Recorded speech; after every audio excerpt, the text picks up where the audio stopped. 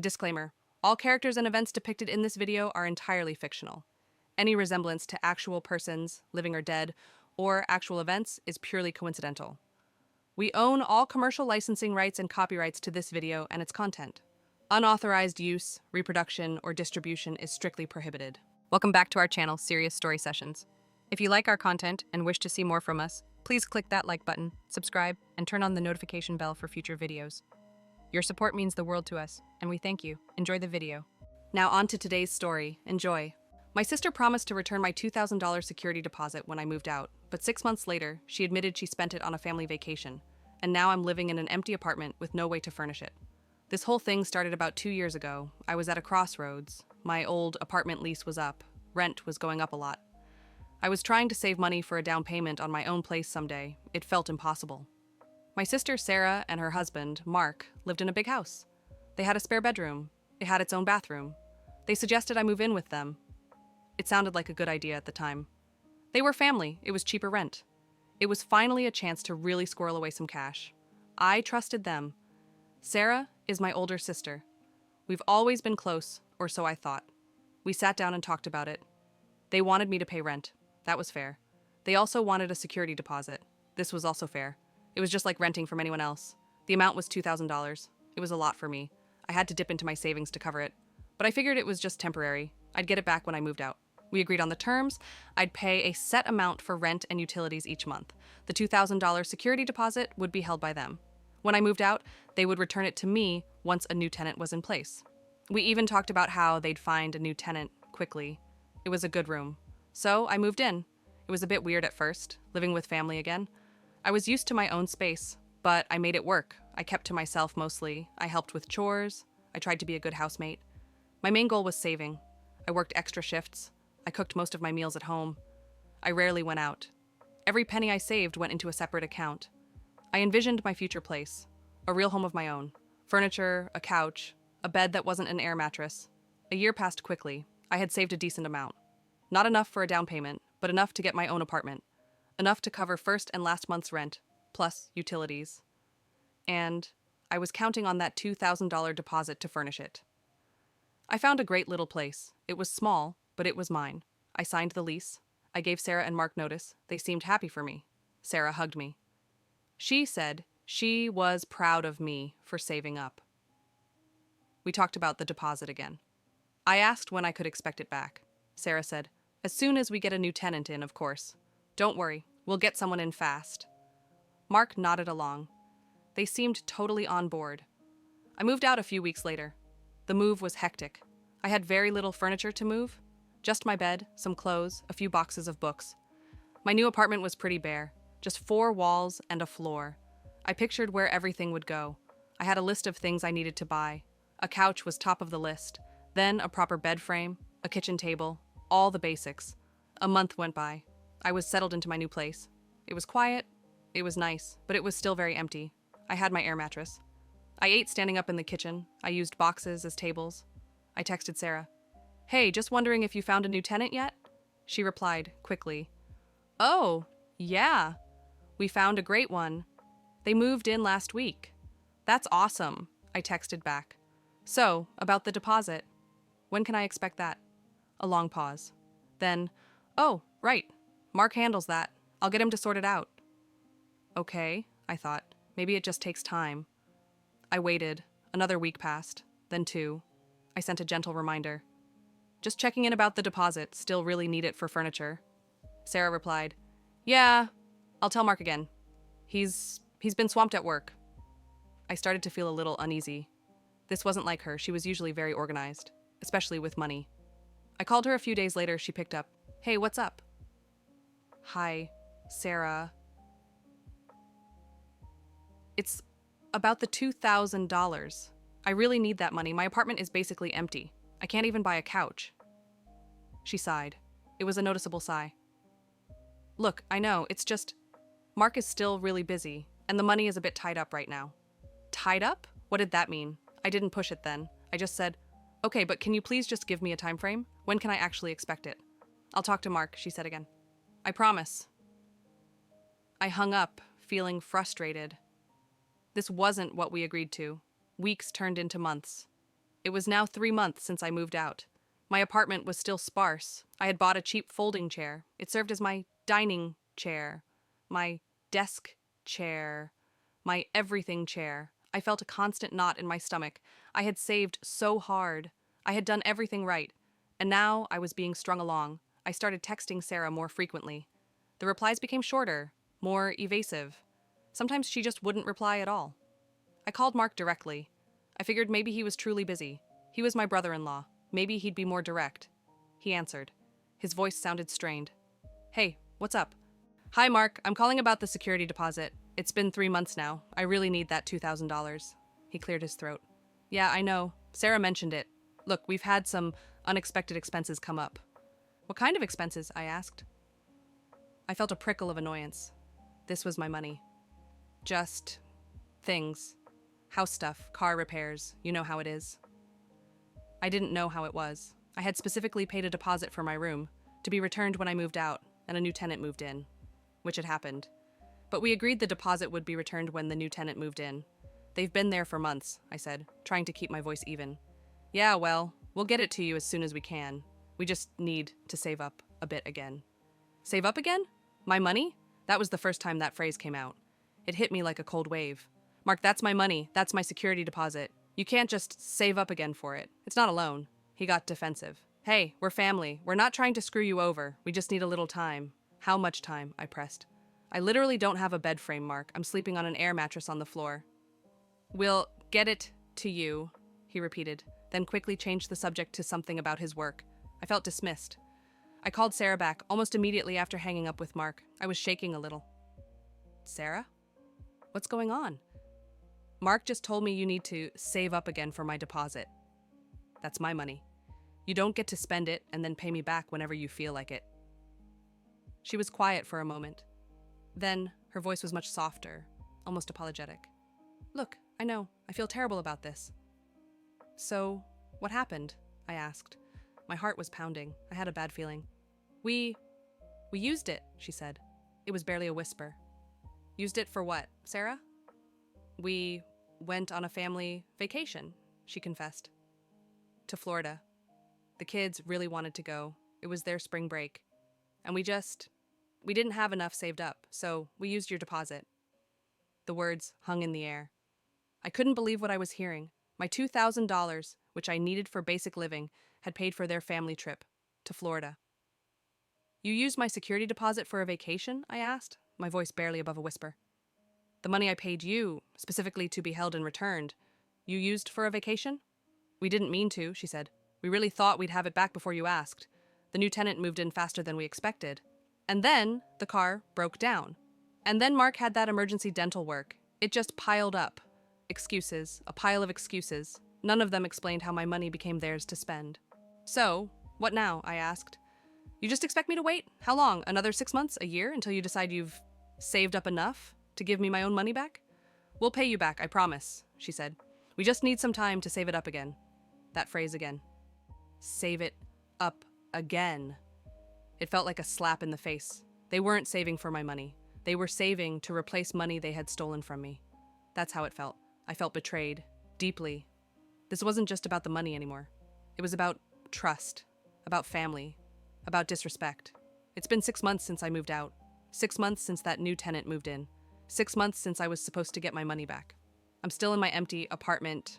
I finally bought a cheap used couch online. It's lumpy. It smells a little like someone else's house. I have a tiny table and 2 chairs from a discount store. My bed is still an air mattress. Every time I look at my bare walls or trip over a box I'm still using as storage, I think of that $2,000. I think of Sarah. I've tried talking to them again. It's always the same. We're working on it. Money's tight. We'll get it to you. There's no definite date, no payment plan, just vague promises. I've considered what to do. Taking them to small claims court? That feels extreme. It's family. But they treated me like a bank, an interest-free loan provider for their vacation. My relationship with Sarah is completely broken. I can't look at her the same way. When she calls, I hesitate to answer. When we do talk, it's awkward. She tries to act like nothing happened, or like I'm being unreasonable for wanting my money back immediately. I feel foolish. I trusted them. I thought family meant something. I thought they would never do this to me. I helped them out by living there, paying rent, being quiet. And they took advantage. I still need that money. I need it for a proper bed, for a dresser, for things that make an apartment a home. But it feels like it's never coming, and the resentment just grows. This whole situation has taught me a hard lesson. This whole situation had taught me a hard lesson. But the biggest lesson of all was that I was done being the passive victim. My patience had completely evaporated, replaced by a cold, hard knot of resolve.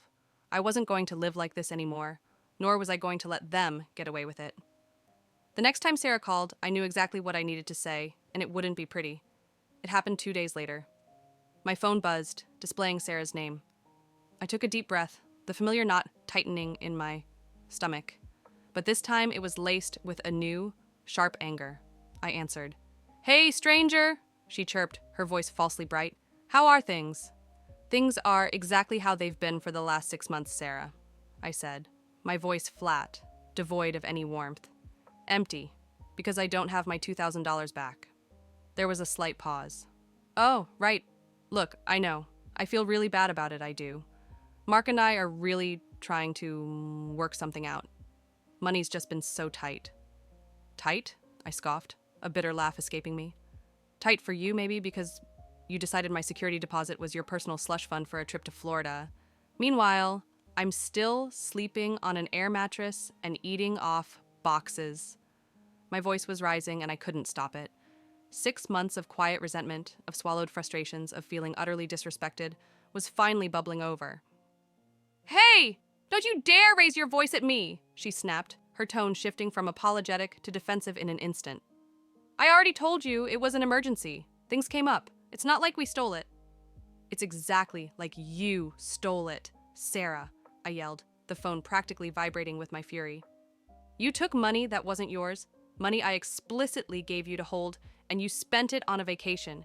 You lied to me for months, strung me along, and now you have the nerve to tell me I'm overreacting because I want my own money back?" "We said we'd pay you back," she shouted back, clearly losing her temper now too. "We're family. You don't take family to court over something like this. You need to be patient." "Patience?" I repeated, my voice dripping with scorn.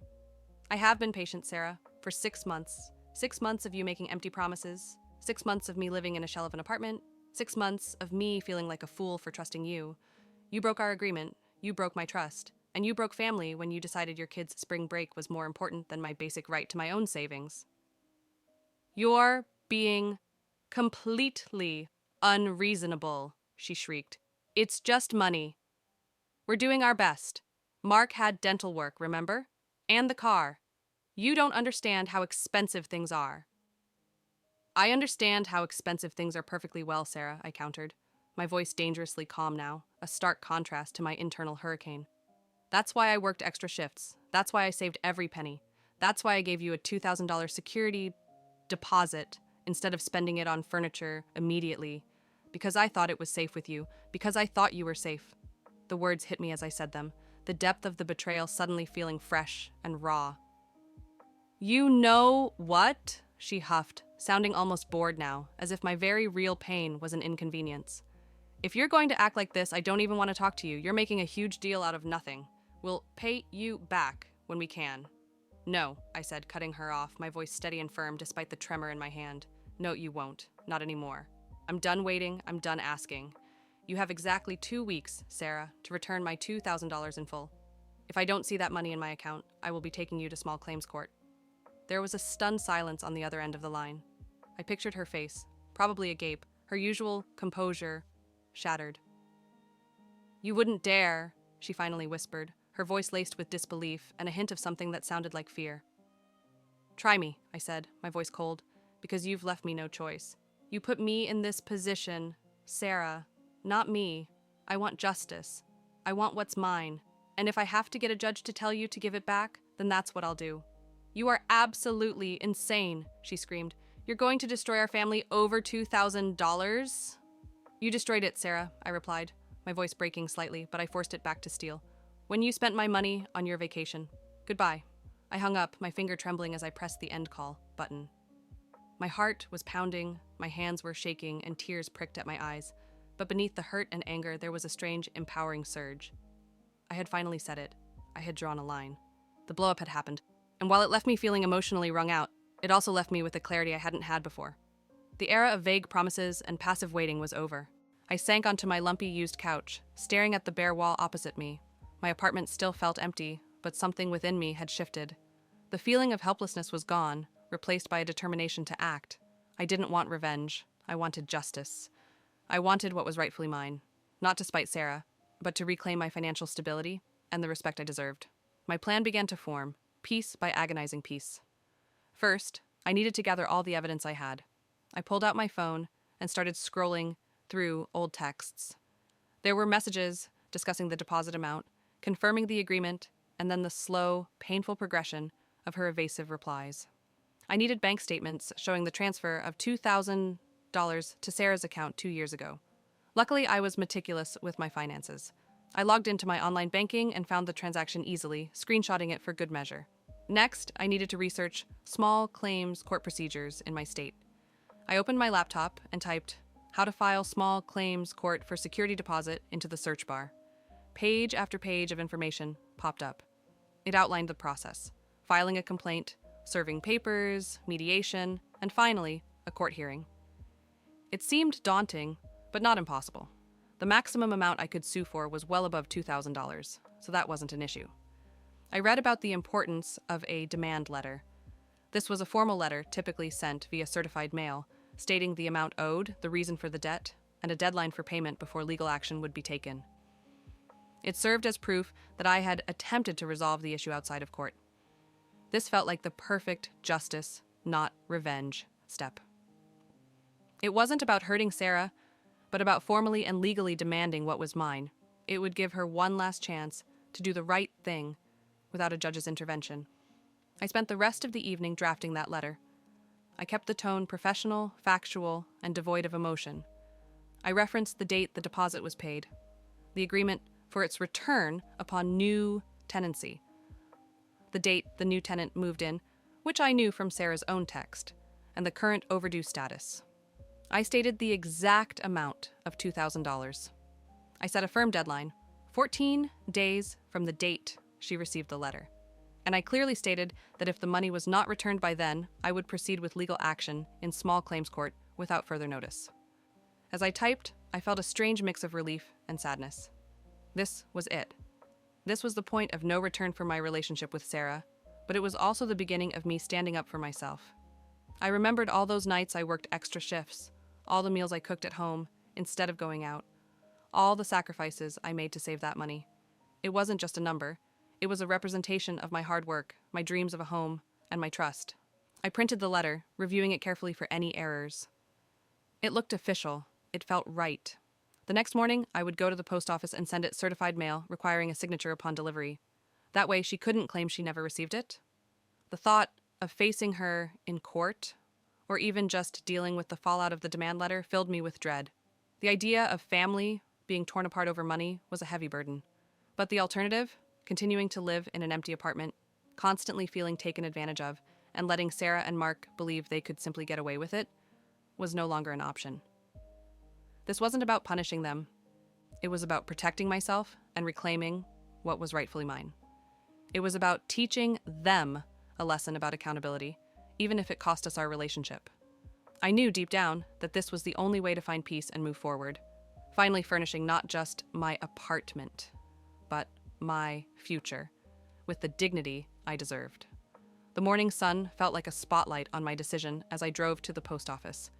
Inside, the sterile air and quiet hum of fluorescent lights did little to calm my racing heart. I filled out the certified mail form, paid the fee, and watched the clerk affix the stickers to the crisp white envelope. It contained not just a letter, but the formal severing of a relationship I once held dear. As the clerk stamped the receipt, a sense of grim finality settled over me. There was no turning back now. Sarah would receive that letter, and she would know I was serious. The next few days were excruciating. Every time my phone buzzed, I jumped, expecting Sarah's name to flash across the screen. Every evening I checked the mail, half hoping for some sign of a response, a miracle payment, anything to avoid the next painful step. But there was nothing, just the silence of my apartment, amplified by the heavy weight of anticipation. Then, on the fourth day, a text message arrived. It was from Sarah, Did you really send me a lawyer's letter? It read, followed by a string of furious emojis. What is wrong with you? We're family. You think this is going to help anything? My hands trembled as I read it. The certified mail had been delivered. She had signed for it. The dread that had been a dull throb in my stomach now spiked into a sharp pain. I took a deep breath, forcing myself to respond calmly. It's not a lawyer's letter, Sarah. It's a demand letter. It states my expectation for the return of my security deposit, as we agreed, and it gives you a deadline. It's the last step before legal action. Her reply was instant and vitriolic. Legal action? You want to sue your own sister over $2,000? You are absolutely unbelievable. Mark and I are disgusted. This is going to destroy everything. You destroyed it when you spent my money on your vacation, I typed back, my fingers flying over the screen, the anger fueling my resolve. The deadline is 2 weeks. Pay it back or I will file in court. She called immediately. I let it ring twice, then answered, bracing myself. How dare you threaten me like this? She shrieked, her voice high-pitched and raw with fury. Do you have any idea what you're doing? You're going to make us look like criminals. This is so manipulative. Sarah, I'm not manipulating anyone. I'm simply stating the facts of our agreement and your breach of. AB, that's it. I want my money back. That's all. But to send a formal letter? To talk about court? What kind of sister does that? She wailed, sounding genuinely hurt, as if I were the one betraying her. The kind of sister who was lied to for 6 months, who is still sleeping on an air mattress, and whose savings were stolen to fund your family vacation, I retorted, the words sharp. You left me no choice. You had every opportunity to pay me back. You chose not to. Now, the choice is out of your hands. Pay me back by the deadline, or I'm taking you to court. We don't have it, she cried, then lowered her voice to a furious whisper. We spent it. Do you not understand? It's not sitting in a bank account waiting for you. We have to earn it back. Then earn it back by the deadline, I said, my voice cold and steady. I'm done discussing this, Sarah. I've given you a clear ultimatum. The ball is in your court. If I don't see that money, I will proceed. I hung up before she could respond, my chest heaving. It was done. The line was drawn. The bridge was burned. The next 2 weeks were a blur of nervous energy. I checked my bank account daily, hourly, nothing.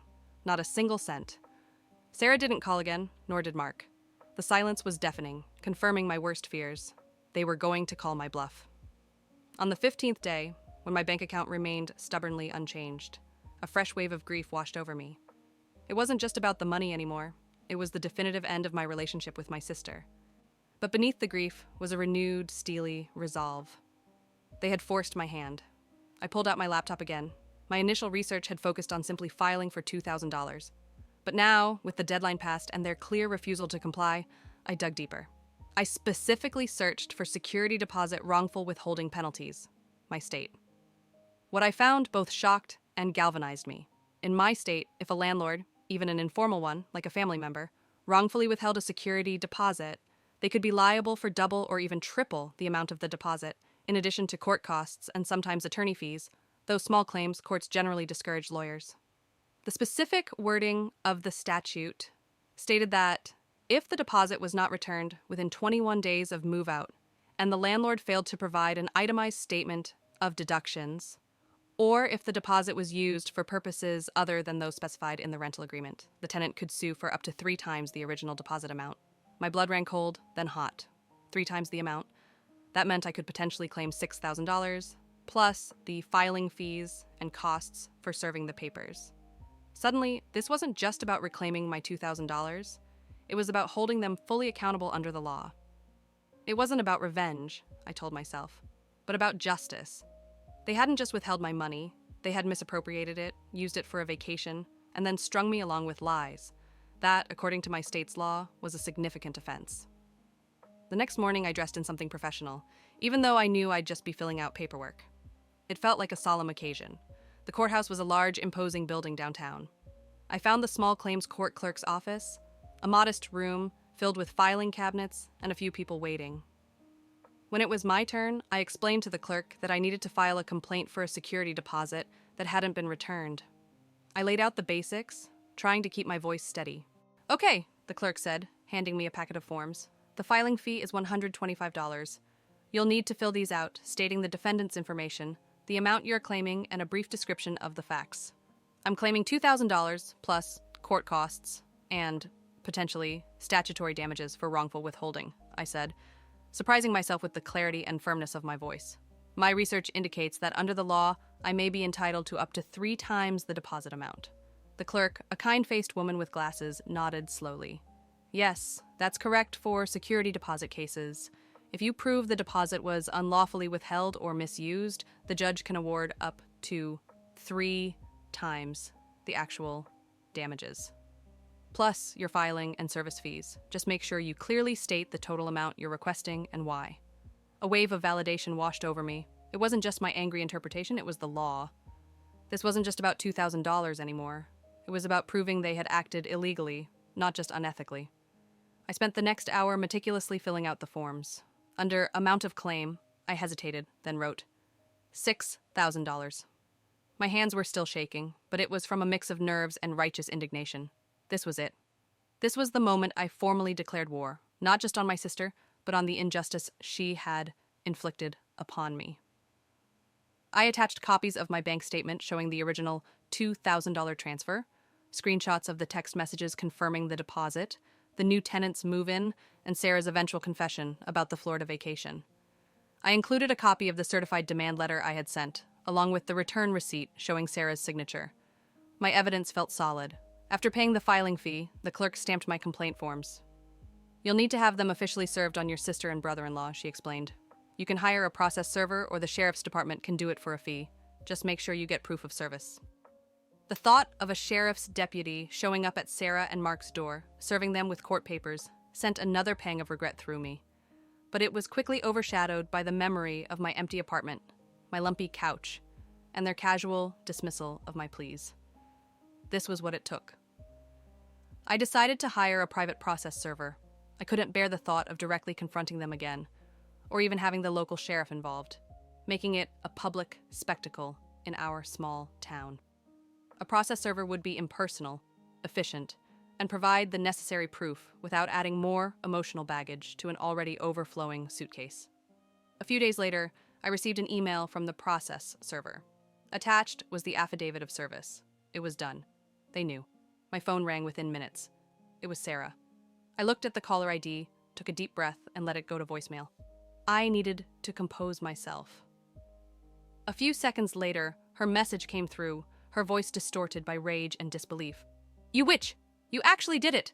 Mark and I just got served with papers, $6,000. Are you completely out of your mind? You're going to ruin us. Over a few $1,000s. I can't believe you. You are dead to me. Do you hear me? Dead! Her voice broke into choked sobs, then the message ended abruptly. I sat on my lumpy couch, listening to the silence that followed. The words, dead to me, echoed in my ears, bringing a fresh wave of tears. It hurt. It hurt more than I thought it would. But I also felt liberated. The uncertainty was gone. The constant hoping and waiting were over. They had made their choice, and I had made mine. The emotional toll was immense. I cried for the sister I thought I had, for the family I had lost, and for the naive trust I had once placed in them. But beneath the raw pain, a fragile sense of empowerment began to bloom. I was standing up for myself. I was reclaiming what was mine, not just the money, but my dignity. Now, the waiting game began again, waiting for a court date, waiting for the next confrontation. But this time, I wasn't waiting for a promise that might never materialize. I was waiting for justice, armed with the law and a resolve forged in betrayal. My apartment might still be bare, but my spirit, finally, felt like it was beginning to fill. The court date arrived with the swiftness of a punch to the gut. For weeks, I had meticulously prepared, organizing my evidence into a neat folder. The bank statement, the text messages, the certified demand letter, and printouts of the state statute concerning security deposits. Each document was a small, painful piece of the trust Sarah had shattered. The morning of the hearing, I woke with a knot in my stomach that rivaled the lumpy couch I still hadn't replaced. I put on the most professional outfit I owned, a sensible blouse and dark slacks, trying to project an air of calm I didn't feel. The courthouse buzzed with a low murmur of anxieties and legal jargon. I found the courtroom number listed on my summons, my heart thudding against my ribs. As I pushed open the heavy door, my eyes immediately found them, Sarah and Mark, already seated on a bench, looking stiff and uncomfortable. Sarah's face was pale, her eyes red-rimmed, but she shot me a glare filled with venom. Mark avoided my gaze, staring fixedly at the floor. It was clear their anger at me for pursuing this was far greater than any remorse for their actions. I took a seat on the opposite side of the small courtroom, my back ramrod straight. The air was thick with unspoken accusations. I could feel their resentment like a physical weight, but I forced myself to focus. This wasn't about feelings anymore. It was about facts and the law. When our case was called, we stood and approached the judge's bench. Judge Miller was a stern-faced woman with an air of no-nonsense efficiency. She looked at me, then at Sarah and Mark, her expression unreadable. "Good morning," she said, her voice clear and authoritative.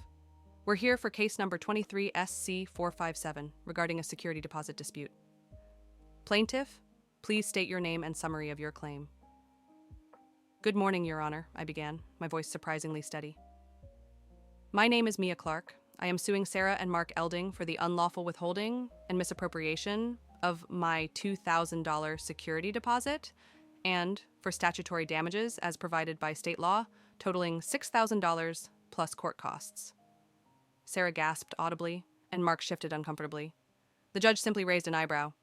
"And defendants?" she asked, turning to them. Sarah, visibly flustered, stammered, "Your Honor, we're her sister and brother-in-law. This is a family matter. We just need more time to pay her back. We didn't mean any harm." "Ms. Elding," the judge interrupted, "the court is concerned with the facts and the law, not personal relationships or intentions. Did you receive a $2,000 security deposit from the plaintiff?" Sarah hesitated, then mumbled, "Yes, Your Honor." "And was it returned to the plaintiff within the statutory period after she vacated the premises and a new tenant moved in?" "No, Your Honor," she admitted, her voice barely a whisper. We had some unexpected expenses." "And did you provide an itemized statement of any deductions from that deposit within the legally mandated timeframe?" "No, Your Honor," Mark finally spoke up, his voice hoarse. "There were no deductions. We just used the money." My stomach clenched at his casual admission. It still felt surreal, hearing them confess to it in front of a judge.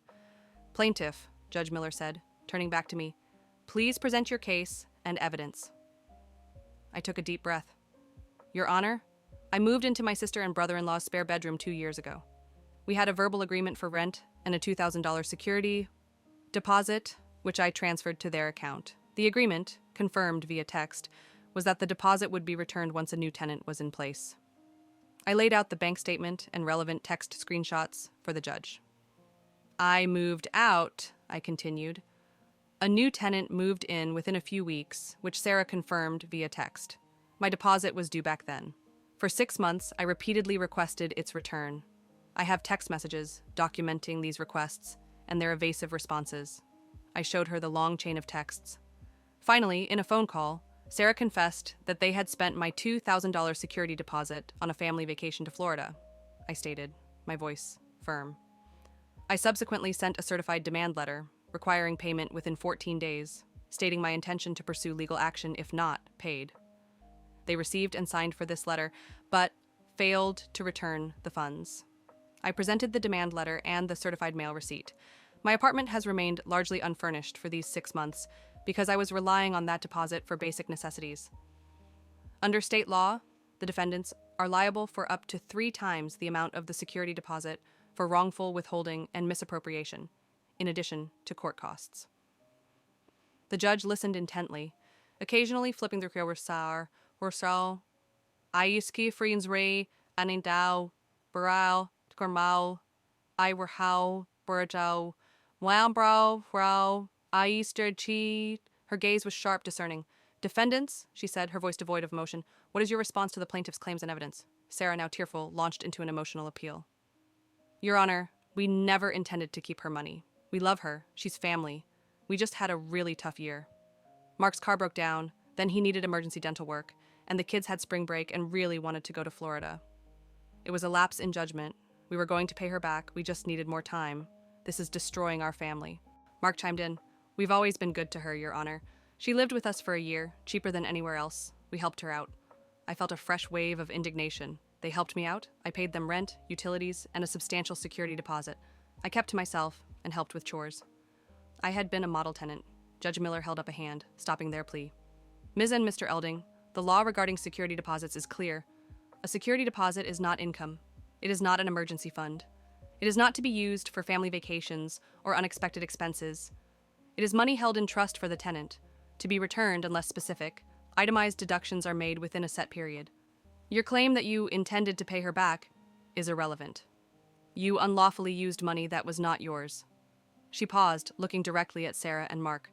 Furthermore, your failure to return the deposit within the statutory timeframe, your failure to provide an itemized statement, and your subsequent failure to respond to a formal demand letter all indicate a clear disregard for your legal obligations as landlords, however informal the arrangement may have been. My heart hammered in my chest. This was it. Therefore, Judge Miller continued, her voice resonating through the small courtroom, I find in favor of the plaintiff, Mia Clark. A wave of relief, so profound it almost made me dizzy, washed over me. I had won. Given the egregious nature of the defendant's actions, the admitted use of the security deposit for personal expenses, the prolonged withholding, and the lack of any attempt to rectify the situation, despite repeated requests, and a formal demand, the court finds that statutory damages are warranted. Sarah let out a small sob. Mark's face crumpled. Judgment is hereby entered against defendants Sarah and Mark Elding in the amount of $6,000, representing 3 times the original security deposit of $2,000, plus court costs of $125. The total judgment against the defendants is $6,125. I closed my eyes for a brief moment, a tear escaping and tracing a path down my cheek. $6,000. It wasn't just the money, it was the validation. The law had seen their actions for what they were. The defendants are ordered to pay this amount to the plaintiff within 30 days, Judge Miller concluded, rapping her gavel once. Case closed. Sarah and Mark sat stunned, their faces aghast. They didn't even look at me as we were dismissed. I gathered my papers, my hands still trembling, but now with a mix of relief and vindication. I had done it. Leaving the courthouse, the sun felt brighter, the air crisper. I walked with a lighter step, though the hollow ache in my chest remained. I had won, but the victory felt bittersweet. I had my money back, and then some, but I had lost my sister. Collecting the judgment wasn't immediate. Sarah and Mark predictably didn't pay within the 30 days. I had to file additional paperwork to begin collection proceedings, which involved filing a writ of execution. It was another layer of bureaucratic hassle, another reminder of their continued resistance. But I was resolved. The court had ruled. They couldn't evade it forever. Eventually, after further legal steps, the funds were garnished from Mark's wages. It took another few weeks, but one morning, I logged into my bank account and saw it. A deposit for $6,125. I stared at the number, tears welling up again. This time, they were tears of pure relief and empowerment. It had been a long, painful journey, but I had persevered. The first thing I bought was a proper bed frame and a new mattress. I threw out the lumpy, used couch and found a beautiful, comfortable one that truly felt like mine. I bought a dining table, a dresser, proper curtains, and even some artwork for my bare walls. Slowly, painstakingly, my empty apartment transformed into a home. Each new piece of furniture felt like a victory, a reclamation of the future they had tried to derail. My relationship with Sarah, as expected, was irrevocably broken. She never called again after the voicemail, and I never tried to reach out. The dead to me echoed not as a wound, but as a stark truth. We were strangers now, separated by a chasm of betrayal and legal judgment. It hurt deeply to lose her, but the pain was tempered by the knowledge that I had stood up for myself. I had not let them get away with it. The lesson was indeed hard learned, but it was also a powerful one. Trust, once broken, is incredibly difficult to repair, especially when that trust is taken advantage of by family. Sometimes the path to peace and self-respect means drawing a line, even when that line cuts through the deepest bonds. My apartment was no longer empty. My life, finally, felt like it was beginning to fill with dignity and the quiet strength of having fought for what was mine. If you enjoyed this kind of content, make sure you're subscribed so you don't miss the next batch of stories. See you all next time. Goodbye for now.